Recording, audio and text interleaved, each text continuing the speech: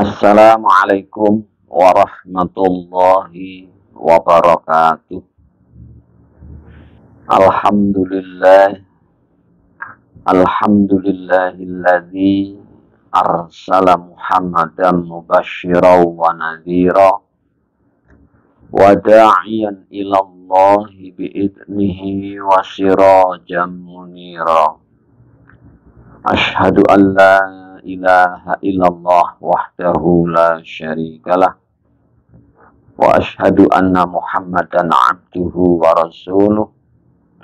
Allahumma salli wa sallim wa barik ala sayyidina Muhammadin khairil wara wa ahsanin nasi khalqan wa khuluqa wa ala alihi wa ashabihi wa man tabi'ahu bittiba'i sunnatihi minad dunya ilal ukhra, amma ba'd.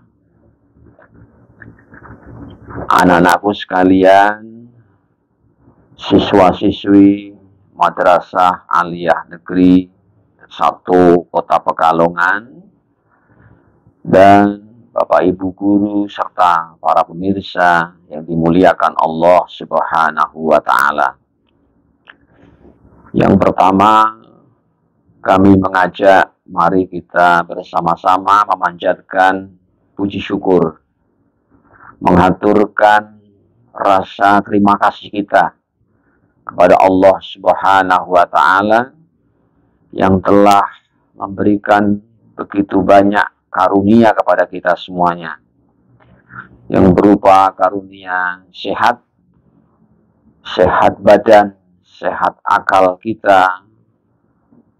Dengan kesehatan ini yang begitu penting bagi kita, sehingga kita bisa beraktivitas karena anugerah nikmat sehat ini, maka sudah sepatutnya kita harus senantiasa memanjatkan syukur kepada Allah Subhanahu wa Ta'ala.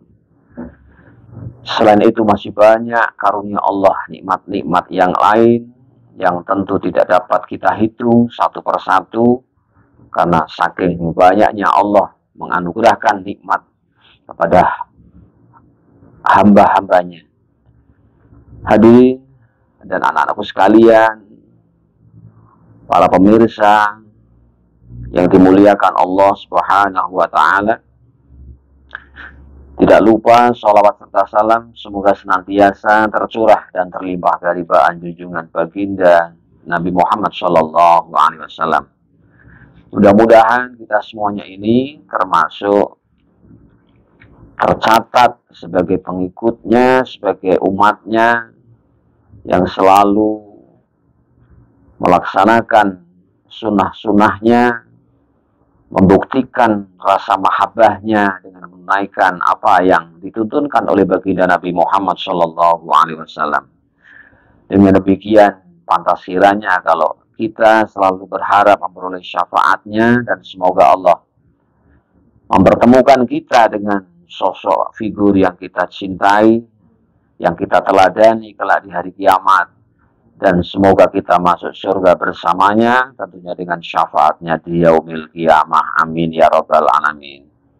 Anak-anakku sekalian dan para pemirsa yang dimuliakan Allah Subhanahu wa Ta'ala, pada hari ini kita memasuki bulan Ramadan yang ke 8 hari.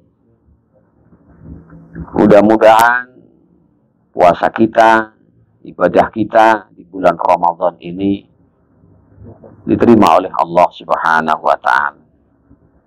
Mudah-mudahan Allah memberikan kesehatan dan kemampuan kepada kita semuanya dapat menunaikan ibadah bulan Ramadan dan menunaikan kebaikan-kebaikan di bulan Ramadan, sehingga kita termasuk orang-orang yang memperoleh rahmat Allah di bulan Ramadan. Anak-anakku sekalian, siswa-siswi Madrasah Aliyah Negeri 1 Kota Pekalongan, Bapak Ibu guru dan para pemirsa yang dimuliakan Allah Subhanahu wa Ta'ala. Pada kesempatan ini kami akan menjelaskan bagaimana kita semuanya dapat memetik pelajaran, mengambil hikmah dan pelajaran dari Al-Quran surah Al-Qadr. Mudah-mudahan pada kesempatan di bulan Ramadan ini, apa yang akan saya sampaikan akan menjadi tambahan ilmu, tambahan wawasan, tambahan pengetahuan. Dengan ini semuanya, semoga kita semakin takarub kepada Allah, semakin iman kepada Allah, semakin kuat motivasi kita menunaikan kebaikan-kebaikan di bulan Ramadan. Para pemirsa dan anak-anakku sekalian, surah Al-Qadr adalah masuk surah Makkiyah. Artinya surat ini diturunkan periode Makkah. Berarti sebelum Rasulullah hijrah dari Makkah ke Madinah. Karena surat ini masuk surat yang periode Makkiyah, cirinya adalah ayatnya pendek-pendek. Dan surat ini juga tidak panjang. Maka dapat kita pahami bahwa surah Makkiyah maka terkait dengan hal-hal yang menyangkut dengan keimanan, dengan ketauhidan, dengan ajaran-ajaran yang fundamental. Karena apa? Karena sebelum hijrah ke Madinah, periode Mekah adalah periode yang masih membutuhkan bimbingan qalbu, bahwa keimanan yang belum begitu kuat, maka harus diberikan pelajaran-pelajaran yang menguatkan terkait dengan iman dan qalbu. Anakku sekalian, Quran surah Al-Qadr ini sangat erat dengan Ramadan. Sangat erat dengan Ramadan. Dan surah Al-Qadr ini merupakan jawaban ketika para sahabat kebingungan, para sahabat merasakan kalah dengan umat-umat terdahulu terkait dengan pahala. Karena apa? Karena umat-umat terdahulu orang-orangnya kuat, usianya panjang-panjang, sehingga dengan anugerah Allah diberikan tubuh yang kuat, besar, dan umur yang panjang, maka dapat menunaikan ibadah dalam kurun waktu yang panjang, sehingga mereka dapat mengumpulkan pahala yang banyak dengan umur yang panjang itu. Sementara umat baginda Nabi Muhammad SAW, ini orangnya, mohon maaf, kecil-kecil, ya, kemudian juga umurnya pendek-pendek. Hal ini dimulai dari ketika baginda Nabi menceritakan kisah seorang nabi yang diturunkan oleh Allah di tengah-tengah Bani Israel. Setelah Allah mengutus Nabi Musa alaihissalam, fase setelah Nabi Musa alaihissalam, orang-orang Bani Israel ini ada perubahan yang begitu frontal. Setelah ditinggalkan Nabi Musa ini, perubahan kultur, budaya, dan agama orang-orang Bani Israel ini berubah. Yang tadinya mereka termasuk mengikuti tuntunan Allah melalui kitab Taurat, tetapi setelah sepeninggal Nabi Musa ini, lama-kelamaan mereka menjauhkan diri dari tuntunan kitab Taurat, dari tuntunan Allah Subhanahu wa Ta'ala. Mereka mengikuti paham-paham dinamisme, paham-paham yang mengimani sebuah kebendaan, yaitu arca-arca, berhala-berhala sebagai perlambang dari dewa-dewa Yunani dari Athena. Ada dewa Zeus dan dewa-dewa yang lain. Dan paham ini ada termasuk pagan, ya, agama pagan, agama yang mengikuti ajaran-ajaran yang sama sekali tidak sesuai dengan tuntunan Allah Subhanahu wa Ta'ala. Karena sepak terjang kehidupan kultur orang-orang Bani Israel ini sudah berubah. Mereka menyembah kepada berhala, kepada arca-arca. Mereka sudah tidak menyembah Allah. Alhasil mereka adalah termasuk orang-orang musyrik. Kemusyrikan atau perbuatan syirik semakin merajalela. Lalu Allah mengutus seorang nabi yang namanya Nabi Sam'un alaihissalam, yang terkenal dengan Sam'un al-Ghazi. Kenapa dikenal dengan Sam'un al-Ghazi? Karena Nabi Sam'un ini lahir dari Gaza yang sekarang sedang viral, yaitu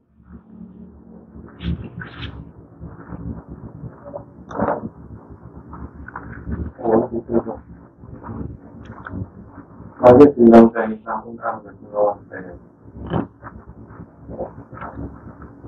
Telepon.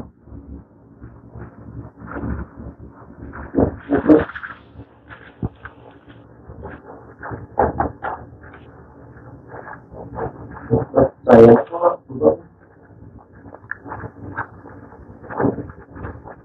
kita bayar. Jangan ini.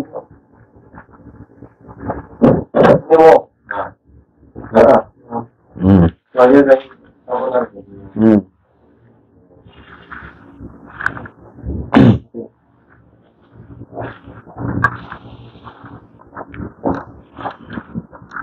Kenapa Nabi Sam'un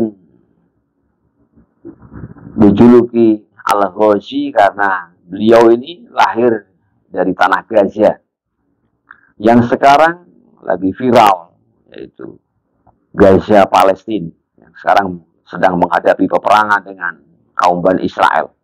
Ya, maka sejarah ini sangat dekat, ya. Cerita ini yang akan saya sampaikan sangat dekat bagaimana Gaza atau Palestina dengan Israel. Nabi Sam'un diutus oleh Allah di tengah-tengah Bani Israel agar mereka kembali kepada jalan yang benar, yaitu jalan agama tauhid, agamanya Allah Subhanahu wa Ta'ala. Agar mereka kembali lagi menyembah Allah Subhanahu wa Ta'ala, dan agar mereka meninggalkan arca-arca berhala-berhala sembahan mereka. Anak-anakku sekalian, Nabi Sam'un ini adalah salah satu nabi yang memperoleh mukjizat Allah yang begitu istimewa. Beliau dianugerahi tubuh yang besar dan kuat. Tubuhnya berotot dan kekar.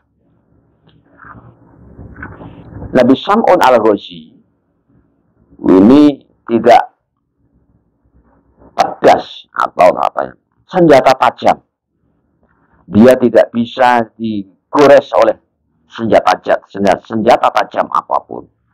Kalau orang sekarang mengatakan memiliki kesaktian, ya, punya kesaktian, punya kedikdayaan. Nabi Sam'un ini yang terkenal kalau di dunia barat menyebutnya Samson. Samson yang memiliki kekuatan. Nabi Sam'un ini selama hidupnya, selama 350 tahun mengumpulkan pahala. Dalam satu kisah, umur beliau lebih dari 400 tahun. Tapi mulai beribadah, mengabdikan dirinya kepada Allah. Ini mulai, ya, sampai akhir hayatnya, 350 tahun lamanya. Beliau kalau siang berpuasa, seperti kita sekarang di bulan Ramadan sedang berpuasa. Nabi Sam'un kalau siang berpuasa dan sambil berjuang fisabilillah, perang. Nabi Sam'un selalu perang, menegakkan kebenaran, dan selalu melakukan amar ma'ruf nahi mungkar hari-harinya. Dan kalau malam berzikir dan beribadah. Terus hari-harinya diisi dengan puasa, berjuang menegakkan kebenaran, menyampaikan agama Allah, dan malamnya berzikir dan beribadah. Selama 300 tahun, 350 tahun lamanya. Nabi Sam'un yang sakti ini ditakuti, ya. Tidak ada satupun yang dapat mengalahkan Nabi Sam'un ketika berhadapan, ya, dengan Nabi Sam'un satu persatu. Nabi Sam'un memiliki senjata yang luar biasa dan sangat aneh. Kenapa saya katakan aneh? Karena senjatanya terbuat dari tulang rahang unta, namanya khilwa. Senjatanya ini tajam sekali, tidak ada kulit yang tidak pedas dengan khilwa ini. Ya. Setiap peperangan yang dilakukan Sam'un, musuhnya selalu kalah dan tewas. Oleh sebab itu, tentara kerajaan, ya, termasuk rajanya ini takut. Dan rajanya notabene adalah penganut agama pagan atau musyrik, penyembah berhala. Kaumnya yang tidak taat, tidak mengikuti aturan rajanya akan dihukum oleh sang raja. Harus mengikuti apa yang disembah rajanya, yaitu menyembah berhala. Hanya Nabi Sam'un yang menentang. Sehingga Nabi Sam'un ini selalu akan berhadapan dengan tentara-tentaranya. Dan ternyata tentara-tentaranya satu persatu yang menghadapi Sam'un berguguran. Terus bertahun-tahun demikian. Sehingga sang raja ini kehilangan akal sudah. Bagaimana semua tentara-tentaranya tidak ada yang dapat mengalahkan Sam'un. Akhirnya sang raja ini melakukan pertemuan dengan beberapa pejabatnya. Mereka melakukan musyawarah bagaimana agar bisa menundukkan Sam'un ini yang begitu kuat. Lalu ada ide muncul agar diumumkan, ya, siapapun yang dapat membawa Sam'un hidup-hidup ke istana akan diberikan hadiah yang banyak, akan diberikan hadiah emas. Tetapi tidak ada yang berani. Kenapa? Karena sudah terkenal bahwa Nabi Sam'un adalah orang yang sakti mandraguna, ya. Sakti mandraguna, ora tedas tapak paluning pandi, otot kawat balung ngesi, kayak Gatot Kaca kalau orang Jawa. Kesaktian Nabi Sam'un yang tersohor ini sehingga tidak satupun orang yang berani menghadapi Nabi Sam'un. Karena keadaannya demikian, lalu kemudian bagaimana kalau ada ide orang yang tahu kelemahannya, ya, sesuatu yang istimewa itu pasti ada kelemahannya. Tidak ada kehebatan yang tidak ada kelemahannya. Dan siapa yang tahu kelemahannya? Tentu yang paling dekat dengan Nabi Sam'un. Siapa tentunya? Istrinya. Lalu kemudian para punggawa kerajaan diutus oleh sang raja untuk menghadap istri Sam'un. Tujuannya apa? Yaitu untuk menanyakan, ya, tentang hal ihwal kelemahan Sam'un atas kedikdayaannya atau kesaktiannya.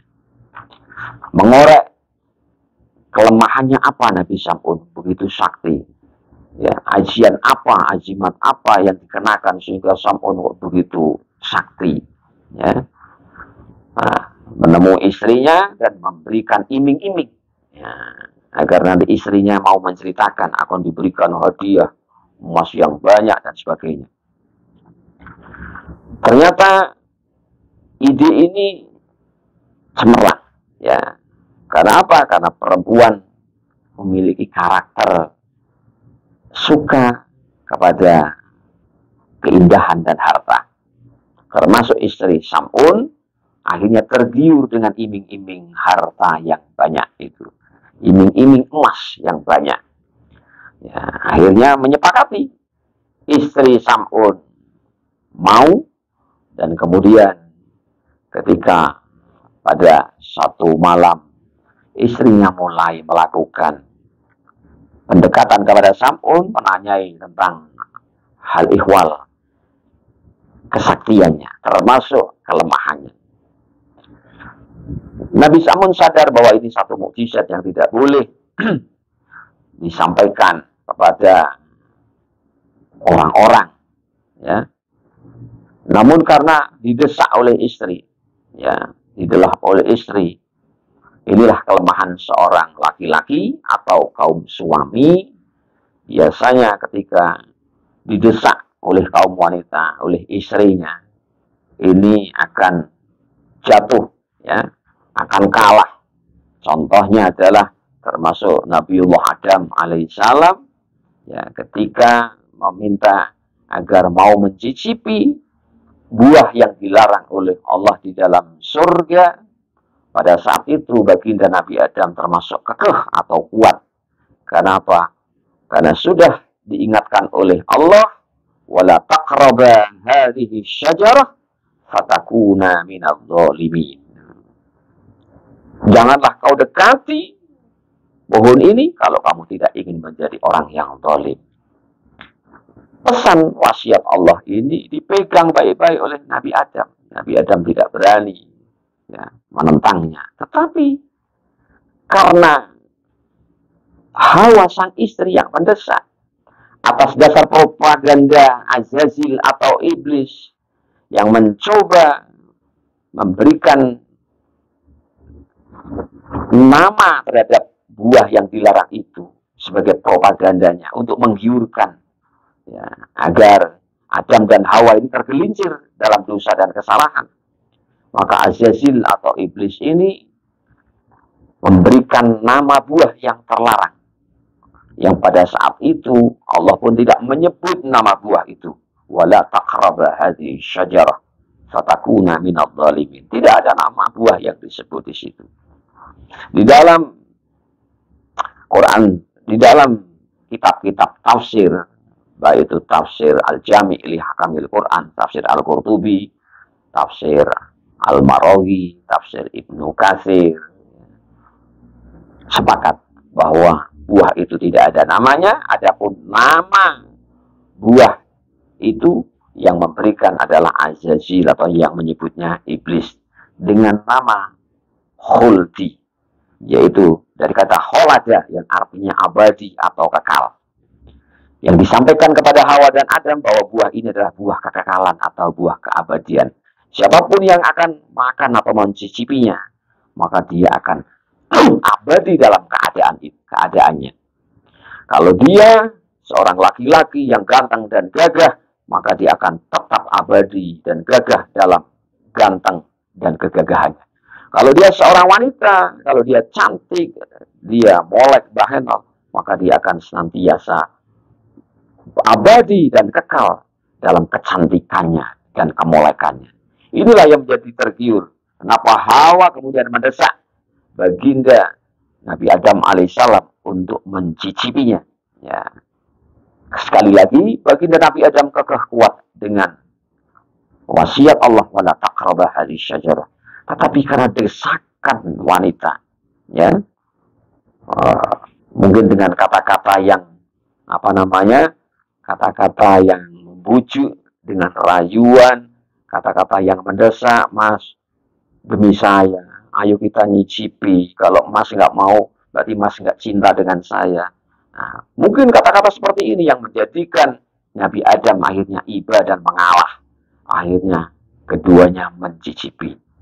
Ya, apa yang terjadi ketika mencicipi? Wala madzaqa syajarah badat syau'atuhuma wa tafiqa yaksifani min waraqil jannah.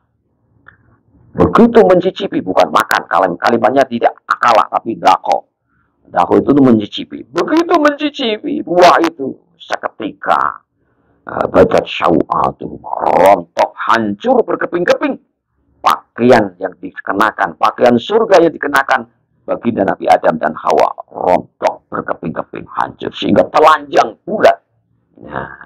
Wa tafiqa yakhsifani min waraqil jannah, dan keduanya sibuk mencari dedaunan di surga untuk menutupi auratnya. Nah, anak-anakku sekalian, hadirin dan para pemirsa, inilah ya, termasuk Nabi Sam'ud goyah karena desakan istrinya yang dicintainya ketika bertanya tentang kelemahannya disampaikan. Begitu. Akhirnya Nabi Sam'ud mengatakan bahwa kelemahan dirinya atas kesaktiannya, dia akan lemah ketika dia diikat dengan rambut dia sendiri yang panjang. Ya, rambut Nabi Sam'ud panjang sekali. Jadi kalau diikat dengan rambutnya itu, maka dia akan lemah. Sang istri merasa bahagia, sudah tahu kelemahan Nabi Sam'ud, akhirnya mencoba ya untuk melakukan eksekusi ya agar cepat memperoleh hadiah atau imbalan dari sang raja. Nah, sang istri ini akhirnya mencoba di tengah malam, tapi gagal sekali, gagal dua kali, gagal tiga kali, gagal lagi. Ternyata keberuntungan yang keempat kali, sang istri mampu memutus rambut Nabi Sam'ud dan mengikat Nabi Sam'ud, dan akhirnya Nabi Sam'ud lemah, tidak memiliki kesaktian, kekuatannya hilang seketika. Lalu sang istri melaporkan kepada sang raja bahwa telah berhasil menunaikan tugasnya. Ya, lalu Nabi Sam'ud dibawa ke istana dan dihajar. Ya. Nabi Sam'ud diikat dalam pilar tiang istana kerajaan, disiksa habis-habisan. Ya. Ya. Ternyata sampai kesakitan. Siapa yang bertanggung jawab? Adalah istri. Maka kadang ada istri yang kejam dengan suaminya, ya tega dengan suaminya, tidak hanya sekarang. Artinya sudah ada ibrah. Ya zaman dulu ada istri yang begitu kejam dengan suaminya, ada istri yang baik seperti istri Fir'aun di Asia, ada yang istri suka selingkuh seperti istri Nabi Lut karena dia punya kebiasaan bisek. Ya. Nah, sudah ada contoh-contoh ya pada umat-umat terdahulu, termasuk adalah istri Nabi Sam'ud yang tidak setia ya hanya karena sebuah imbalan ya, emas dan kekayaan. Akhirnya Nabi Sam'ud disiksa. Di tengah-tengah siksaan yang begitu berat, Nabi Sam'ud akhirnya berdoa meminta kepada Allah, meratap di hadapan Allah, pasrah kepada Allah. Orang yang begitu iman dan dekat kepada Allah, tidak ada kepasrahan kecuali kepada Allah Subhanahu wa Ta'ala. Ratapannya didengar oleh Allah, permohonannya didengar oleh Allah, dan permintaannya diijabah. Apa yang diminta? Ya Allah, Engkau kembalikan, aku telah salah dan berdosa. Maafkan aku ya Allah. Jika Engkau maafkan, aku termasuk orang-orang yang rugi. Sebagaimana doa ini pernah dipanjatkan oleh Nabi Adam alaihissalam. Rabbana dhalamna anfusana fa illam taghfir lana wa tarhamna lanakunanna minal khasirin. Dan Nabi Sam'ud memohon, kembalikanlah kekuatanku ini ya Allah. Jika tidak Engkau kembalikan, maka aku menjadi orang yang rugi, dan aku tidak bisa membela agamamu, dan aku tidak bisa menegakkan agamamu, aku tidak bisa menunaikan perintahmu ya Allah. Nah, akhirnya Allah mengabulkan permohonan Nabi Sam'ud, kekuatannya dikembalikan kembali. Ya, setelah kuatan kembali, maka rantai yang mengikat di pilar itu semuanya ya, diluluh lantahkan termasuk pilar kerajaan yang kokoh besar itu. Akhirnya roboh beserta kerajaannya itu karena diobrak-abrik sama Nabi Sam'ud. Alhasil dari kisah ini, Kisah ini diceritakan oleh Rasulullah baginda Muhammad SAW di hadapan para sahabat. Nabi Sam'un yang kuat, yang sakti, kalau siang berpuasa sambil beramar ma'ruf nahi mungkar, menegakkan agama Allah, berperang, padahal pahala jihad perang adalah pahala yang utama. Pahala yang utama yang bertahun-tahun ia tunaikan ya kepada Allah Subhanahu wa taala. Seketika cerita ini menjadi miris, para sahabat merasa kalah, kasoran kalau orang Jawa. Kasoran. Seberapapun perjuangan para sahabat membela Rasulullah, sehebat apapun para sahabat ini, tentu pahalanya tidak akan dapat mengungguli Nabi Sam'un karena usianya yang panjang dan usahanya yang benar-benar totalitas kepada Allah Subhanahu wa taala. Inilah karena kondisi ini para sahabat tanya, "Ya Rasul, tentunya kita ini adalah tidak ada apa-apanya dengan Nabi Sam'un. Tidak ada apa-apanya, kita tidak akan mampu menandingi pahala Nabi Sam'un. Sehebat apapun kita, seberapa banyak upaya dan usaha kita untuk memperoleh pahala beribadah kepada Allah Subhanahu wa taala, tidak akan mampu menandingi bagaimana banyaknya pahala yang diperoleh Nabi Sam'un alaihissalam." Rasul terdiam, tidak dapat menjawabnya ketika para sahabat mengungkapkan perasaannya melalui kata-kata itu. Lalu kemudian turunlah ayat. Jadi surah Al-Qadr, inna anzalnahu fi lailatul qadr. Wa ma adraka ma lailatul qadr. Lailatul qadri khairum min alfi syahr. Tanazzalul malaikatu warruhu fiha biidni rabbihim min kulli amrin salam ya hatta matla'il fajr. Inna anzalnahu fi lailatul qadr. Sesungguhnya kami turunkan Al-Quran di malam kemuliaan. Lailatul Qadr artinya malam kemuliaan. Wa ma adraka ma Lailatul Qadr. Apa itu malam kemuliaan? Ya. Allah menyampaikan tentang malam kemuliaan. Ya. Kemudian ditanyakan agar kita ini memperhatikan betapa pentingnya malam kemuliaan ini. Ya, ayat keduanya Allah memberikan pelajaran, bertanya, "Wa ma adraka ma Lailatul Qadr?" Apa yang kamu tahu tentang malam kemuliaan? Nah, ini penting ya. Tentang Lailatul Qadar ya diulang 2 kali. Ya, inna anzalnahu fi Lailatul Qadr wa ma adraka ma Lailatul Qadr. Kemudian yang ketiga diulang lagi sebagai penjelasan. Lailatul Qadri khairun min alfi syahr. Nah, Lailatul Qadr atau malam kemuliaan ini lebih baik, lebih utama, lebih berharga nilainya. Khairun min alfi syahr. Khairun di sini mustarak, memiliki arti yang begitu luas. Bisa diartikan lebih utama, lebih tinggi, lebih mulia, ya, lebih berharga. Min alfi syahr, ketimbang 1000 bulan. Ketimbang 1000 bulan. Bayangkan, satu malam lebih utama, lebih berharga, lebih bernilai dibandingkan dengan 1000 bulan. Wa ma Lailatul Qadr khairum min alfi syahr. Di mana tanazzalul malaikatu warruhu fiha. Di malam Lailatul Qadar itu para malaikat turun. Warruh dan malaikat Jibril. Biidni rabbihim, karena izin Tuhannya, karena izin Allah. Para malaikat dan malaikat Jibril turun ke bumi. Semuanya pada malam kemuliaan atau malam Lailatul Qadar ini. Karena seizin Allah. Salamun ya hatta matla'il fajr.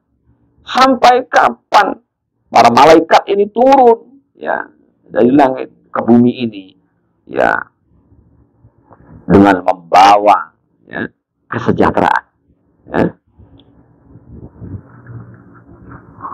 Min kulli amrin salam. Hiya hatta matla'il fajr. Apa turunnya tujuannya para malaikat dan para malaikat Jibril? Menyelesaikan segala macam urusan-urusan duniawi, urusan-urusan manusia ini. Ya, urusan-urusan kita semuanya ini akan diselesaikan oleh para malaikat. Kesejahteraan, salamun hiya hatta matla'il fajr, sampai dengan munculnya atau terbit fajar. Anak-anakku sekalian, siswa siswi Madrasah Aliyah 1 Kota Pekalongan, para santri dan Bapak Ibu guru, para pemirsa semuanya yang dimuliakan oleh Allah, bahwa Lailatul Qadar yang disampaikan oleh Allah Subhanahu wa Ta'ala itu turun di bulan Ramadan, adanya di bulan Ramadan. Sudah dipahami dan sepakat para ulama, jumhur ulama, bahwa malam Lailatul Qadar hanya di bulan Ramadan. Tidak ada di Syawal, tidak ada di Rajab, tidak ada di Sya'ban, tidak ada Rabiul Awal, Rabiul Akhir, hanya di bulan Ramadan. Maka sekarang kita semuanya ada di tengah-tengah bulan Ramadan, ya. Maka kita siap-siap bagaimana memperoleh malam kemuliaan, menyongsong malam kemuliaan yang disampaikan oleh Allah ini. Sebagai apa tadi jawaban?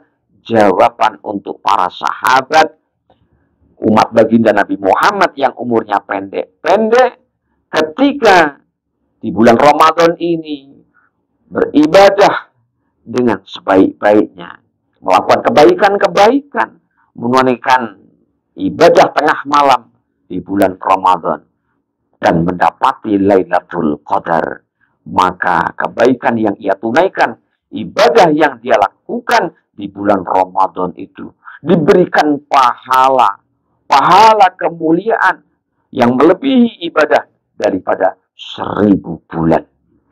Artinya pahala yang dilipat-lipat gandakan. Maka dapat kita pahami bahwa bulan Ramadan hadir ini adalah sebagai rahmat Allah kepada umat baginda Nabi Muhammad Shallallahu Alaihi Wasallam. Atas umat baginda Muhammad yang umurnya pendek-pendek, yang posturnya kecil-kecil, yang lemah-lemah, tapi tidak akan kalah kesempatannya mendapatkan pahala yang banyak dibandingkan dengan Nabi Sam'un, atau dengan wali yang pernah dijumpai oleh Nabiullah Isa di dalam batu besar. Anak-anakku sekali yang dimuliakan oleh Allah, ini pelajaran buat kita bahwa surah Lailatul Qadar ini memberikan jawaban atas perasaan para sahabat yang merasa kalah, yang tidak mampu menandingi pahalanya dengan umat-umat terdahulu karena usianya yang panjang. Ternyata jawabannya tidak. Sekalipun umurnya pendek-pendek, usianya pendek, tubuhnya kecil-kecil lemah, tetapi dapat menunaikan dan mendapatkan pahala yang bahkan lebih dari keutamaan yang pernah dilakukan oleh umat-umat terdahulu, termasuk Nabi Sam'un alaihissalam. Inilah anak-anakku sekalian. Maka dapat kita petik pelajaran bahwa Al-Qadar ini adalah menjelaskan tentang malam kemuliaan, malam Lailatul Qadar yang turun di bulan Ramadan. Dan bertepatan pada saat itu, Allah menurunkan Al-Quran pada malam Lailatul Qadar. Sebagian para ulama, siapapun yang berpegang teguh kepada Al-Quran yang turun di malam kemuliaan, maka dia akan memperoleh kemuliaan Lailatul Qadar. Maka di bulan Ramadan ini, bulan turunnya Al-Quran, bulan nuzulul Quran, maka perbanyaklah kita membaca Al-Quran. Ya. Agar apa? Kita memperoleh pahala yang banyak dan kita dirindukan oleh surga Allah Subhanahu wa Ta'ala. Karena surga akan merindukan 4 kelompok. Al-jannatu mustaqatun ila arba'ati nafar. Siapa yang pertama? Yang pertama adalah termasuk talil Quran. Orang yang selalu membaca Al-Quran. Orang yang membiasakan dan tekun membaca Al-Quran. Orang ini dirindukan oleh surga. Dinanti-nanti oleh surga. Calon penduduk surga. Maka di bulan Ramadan ini, bulan turunnya Al-Quran, mari yang tidak biasa membaca Al-Quran, entah ayat seayat 2 ayat, 3 ayat kita baca Al-Quran. Karena bulan turunnya Al-Quran. Mudah-mudahan kita dicatat sebagai orang yang suka membaca Al-Quran. Syukur-syukur ketika kita membaca Al-Quran, mendapati Lailatul Qadar. Sehingga pahala baca Al-Quran ini dilipat gandakan oleh Allah. Sebagaimana membaca Al-Quran lebih 1000 bulan. Kemudian yang kedua adalah hafidhul lisan. Orang yang menjaga mulutnya, menjaga lisannya. Ya, ini dirindukan oleh surga. Ya, oleh sebab itu, sebagai orang yang beriman, hendaknya mampu menjaga lisannya. Kalau ngomong tidak serdal-serdul, tidak asal-asal ngomong, tidak mencela-menceli, esok tempe sore deli, ya. Kalau ngomong menyakitkan, ngabangke kuping, gesengke api, nah, cara Jawa nih. Jadi jangan sampai kita ini berkata-kata yang menjadikan orang lain susah, orang lain merasa sakit hati, orang lain merasa terhina, orang lain merasa tersinggung. Ini harus dijaga. Karena orang-orang yang bisa menjaga lisannya adalah orang-orang yang ditunggu-tunggu dan dinanti-nanti dan dirindukan oleh surga. Tetapi sebaliknya, orang yang tidak menjaga lisannya, asal ngomong, kalau ngomong menyakitkan orang, maka tidak pernah akan dirindukan oleh surga. Baunya saja tidak akan dapat, apalagi masuk surga. Ya, salamatul insan fi hifdzil lisan. Selamatnya manusia tergantung bagaimana dia menjaganya. Ada satu kisah seorang perempuan, ya, yang ahli puasa, ahli baca Al-Quran, ahli tahajud, ya. Alhasil dia adalah wanita yang taat beribadah. Tetapi ada sayangnya, mulutnya selalu menyakitkan kalau ngomong tidak enak. Ya. Ketika dia jalan, para sahabat sedang duduk dengan Rasulullah. Wanita ini berjalan dan para sahabat menjustis. Ya Rasul, tentunya wanita itu adalah calon penghuni surga. Kenapa? Karena dia ahli baca Al-Quran, ahli ibadah, ahli puasa, ahli sholat tengah malam. Ternyata jawaban baginda Nabi tidak. Sebaliknya, bal hiya min ahli nar. Oh tidak, dia adalah calon penghuni neraka. Sahabat sontak, kaget semuanya. Kok bisa ya Rasul? Dia ahli ibadah, dia ahli puasa, dia baca Al-Quran. Ternyata karena mulutnya, ya, dia tidak bisa menjaga mulutnya, ya, sehingga dia tidak dirindukan oleh surga. Anak-anak sekalian, para pemirsa, penting sekali ya kita berdua. Di bulan Ramadan ini, kita jaga mulut. Jangan sampai kita selalu mengumbar mulut kita, lisan kita, berghibah, namimah, lebih-lebih fitnah. Keutamaan pahala di bulan Ramadan ini hilang semuanya gara-gara kita tidak bisa menjaga lisan kita.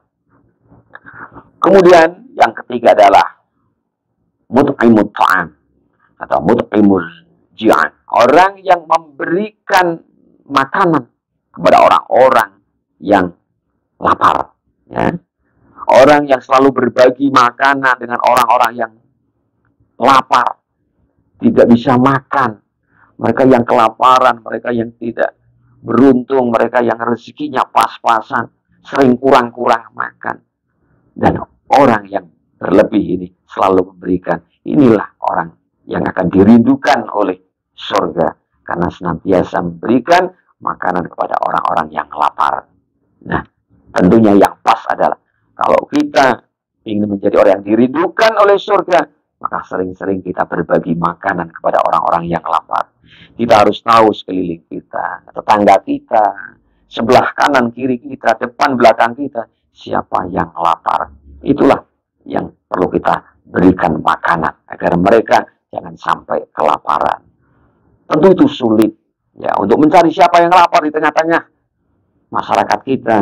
Nah, kesulitan, maka yang paling mudah di bulan Ramadan ini. Karena apa? Karena di bulan Ramadan ini semua orang mukmin dalam keadaan lapar. Maka banyak-banyaklah di bulan Ramadan ini berbagi makanan. Karena banyak orang yang lapar. Walaupun dia orang kaya, tetap dia dalam kondisi lapar. Siapapun yang memberikan makanan kepada orang lapar, dia memperoleh pahala yang banyak dan dirindukan oleh surga. Anak-anak sekalian, Bapak Ibu guru, para pemirsa yang dimuliakan oleh Allah Subhanahu wa taala. Untuk selanjutnya yang keempat, ya tadi yang pertama adalah orang baca Al-Quran, kemudian orang yang menjaga lisan, kemudian yang ketiga orang yang memberi makanan kepada orang-orang lapar, yang keempat adalah shaimir Ramadan. Orang yang berpuasa di bulan Ramadan ini adalah merupakan kemuliaan dan keistimewaan umat baginda Nabi Muhammad Shallallahu Alaihi Wasallam. Siapa mereka? Orang yang menunaikan ibadah puasa Ramadan. Bahkan nanti disediakan surga yang pintunya diistimewakan. Orang-orang yang betul-betul menunaikan ibadah Ramadan ini. Puasa siangnya, malamnya mengisi ibadah, waktu-waktunya diisi bertakarub, bermunajat kepada Allah Subhanahu wa taala, maka diberikan pahala kemuliaan Ramadan. Mereka ini akan dimasukkan surga Allah dan akan melalui pintu yang khusus namanya Babur Rayyan, yaitu yang diperuntukkan oleh ahli puasa shaimir Ramadan. Inilah yang dapat kita petik. Ya, mudah-mudahan atas pelajaran yang dapat kita pahami tentang turunnya surah Al-Qadr ini, bahwa bulan puasa atau bulan Ramadan ini adalah bulan rahmat, merupakan wujud manifestasi rahmat Allah kepada umat baginda Nabi Muhammad SAW. Agar apa? Agar dapat memperoleh pahala yang banyak, agar dapat meraih surga. Oleh sebab itu, mari kita raih surga sebagaimana perintah Allah Subhanahu wa taala, wasari'u ila maghfiratin mir rabbikum wa jannatin 'arduha as-samawati wal ard u'iddat lil muttaqin. Bahwa surga disediakan untuk orang-orang yang bertakwa, orang-orang yang beriman, yang taat dan patuh menunaikan ibadah Allah. Mari kita sebagai orang yang beriman, kita tunaikan ibadah puasa, kita baca Al-Quran karena Ramadan adalah bulan turunnya Al-Quran. Kita tunaikan ibadah-ibadah dan kebaikan-kebaikan di bulan Ramadan ini, agar kita menjadi orang yang dirindukan oleh surganya Allah Subhanahu wa taala. Mudah-mudahan kita dicatat sebagai umat Rasulullah yang selalu menunaikan kebaikan-kebaikan. Yang dari empat itu silahkan memilih, akan menjadi orang yang selalu membaca Al-Quran, atau orang yang selalu dapat menjaga lisan, atau yang selalu dapat memberikan makan kepada orang yang lapar, atau yang selalu melakukan menaikkan ibadah Ramadan dengan konsekuen, ibtighaan limardhatillah, semata-mata mencari ridha Allah. Pasti akan diampuni semua dosa-dosanya. Man shoma Ramadan imanan wa ihtisaban ghufira lahu ma taqaddama min dambi. Siapapun yang berpuasa di bulan Ramadan yang dengan niat tiada lain hanya ibtighaan limardhatillah, mencari ridha Allah semata, akan diampuni semua dosa-dosanya dan akan dimasukkan surganya Allah Subhanahu wa taala. Demikian anak-anak sekalian, Bapak Ibu guru, para hadirin, para pemirsa yang dimuliakan oleh Allah. Mudah-mudahan apa yang saya sampaikan ini menjadi motivasi. Jangan pernah putus asa dan pesimis, sekalipun kita umat baginda Nabi Muhammad yang kecil-kecil, yang lemah-lemah, yang umurnya pendek-pendek, tapi tidak akan kalah dengan umat-umat terdahulu yang umurnya panjang-panjang, yang badannya besar-besar, yang kuat-kuat, tetapi kita diberikan rahmat oleh Allah melalui Ramadan, dan di bulan Ramadan ada malam Lailatul Qadar atau malam kemuliaan. Disinilah bukti Allah memiliki kasih sayang, memiliki rahmat yang luas ya kepada umat baginda Nabi Muhammad SAW. Kita berterima kasih, bersyukur dijadikan umat Rasulullah Muhammad SAW. Demikian kurang lebih, wallahu a'lam bishawab. Apabila ada kesalahan dan kekurangan, mohon maaf yang sebesar-besarnya. Dan Allah wa iyyakum ajma'in. Wa kafa billahi waliyya wa kafa billahi nasira. Wallahu muwaffiq ila aqwamit thoriq. Assalamualaikum warahmatullahi wabarakatuh.